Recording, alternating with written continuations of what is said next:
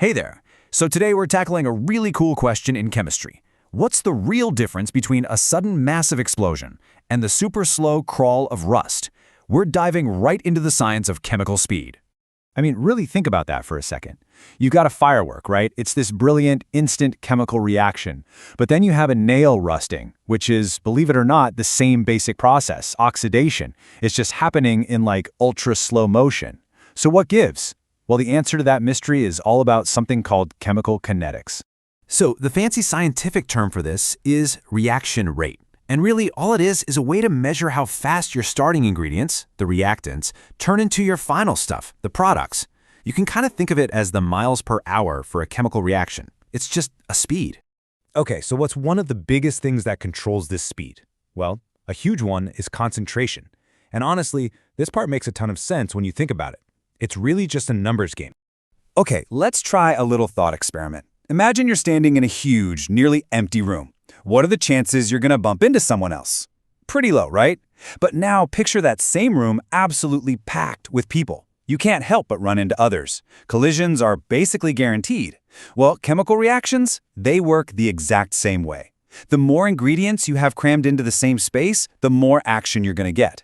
And this visual just nails it. Over on the left, you've got low concentration. The little reactant particles are just kind of floating around, few and far between. Sure, they might bump into each other eventually, but it's not happening very often. But look at the right. At high concentration, it's a total particle traffic jam. They're bumping into each other constantly, which means way more chances to react. So, more collisions per second equals a faster reaction rate. It really is as simple as that. But, for chemists, more stuff goes faster isn't quite good enough. We need to be way more precise. We need a formula, a recipe really, one that can tell us exactly how much faster a reaction will get. And that amazing recipe is one of the most powerful tools in all of kinetics. It's called the rate law. Okay, I know what we were thinking. That equation looks a little intense, but trust me, don't worry about it. It's just a way of writing down, in math, everything we've been talking about. It basically says the rate of a reaction depends on a few key things. So let's just break it down piece by piece. All right, so let's walk through it.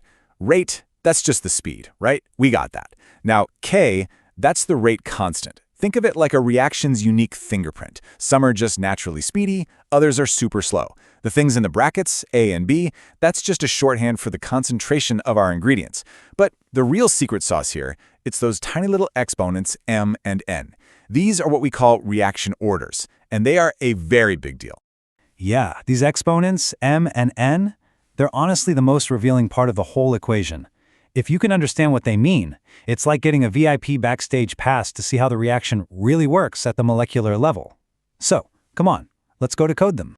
So here's the bottom line. The reaction order tells you exactly how sensitive the reaction speed is to a change in concentration. It's not always a simple one-to-one thing. Sometimes you can double an ingredient and not much happens. Other times, doubling it can have a massive, almost explosive effect. And this table just lays it all out perfectly. Look at zero order. If a reactant is zero order, you can pour in as much as you want and the speed doesn't change one bit. Nothing. Now, first order, that's a direct relationship. You double the concentration, you double the rate. Easy.